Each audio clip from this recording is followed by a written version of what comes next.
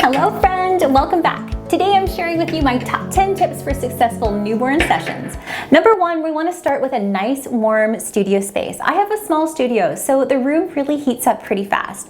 But lots of on-location photographers use space heaters. But please, if you use them, be careful and not to put them too close to the baby. The hot blast of heat could potentially burn, so make sure it's not blowing directly on the baby. And if you plan on doing a lot of wrapping, make sure you don't have the room too hot, because babies don't sweat like we do yet because their sweat glands are not fully functional and we don't really want to overheat them.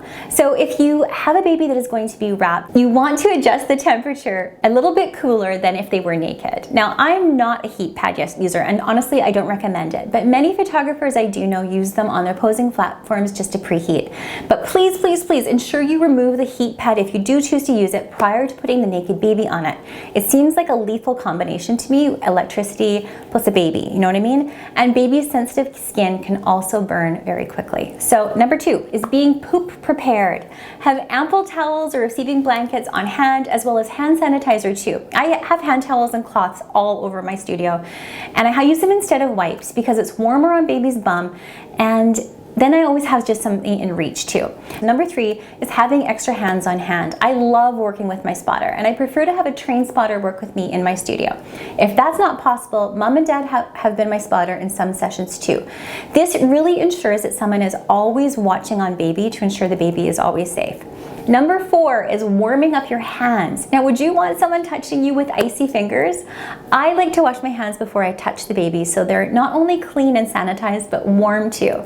I run them extra long under the warm water to warm them up. Now, if you're someone who does run cold, you can also use fingerless gloves too to keep your hands warm, but just be sure that you're washing them in between each and every single session.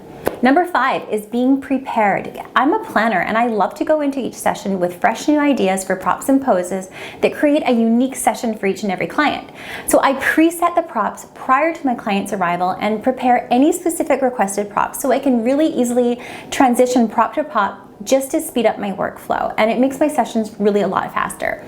Now, prior to your session, connect with your client and ask them what props and blankets they like, their favorite colors, what their style is, if they like certain hats and headbands and props, or anything that they don't like too. If you have that open communication, you are going to be creating a session together you're both really going to be happy with. Number six is treating the baby with respect. This little one you're working with is a little human, and they're going to tell you what they like and they don't like. They're going to tell you what positions they want to be in and the ones that they don't, and that's totally okay. Handle the baby as careful and as lovingly as you would handle your own child. Now, number seven, my friend, is patience. I cannot stress this one enough. We all get little ones who are non-sleepers, and at some point you have two options. It's either going to be riding it out or rescheduling. Now, I like to hang out with my clients and chat and get to know them while we do wait. Number eight, this is an important one too, is giving baby breaks. Now, in my sessions, we take lots of baby breaks to top up baby and just give baby a rest if I've moved baby a lot. I like to give baby like 2 to 3 minutes to relax and fall into a deeper sleep too.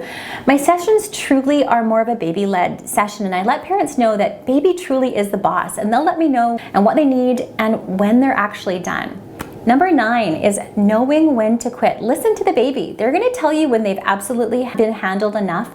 At some point, they're going to say, okay, Lisa, I am absolutely done, and I need to listen and respect their wishes. And I usually find around, for me, this is about around the 3-hour mark.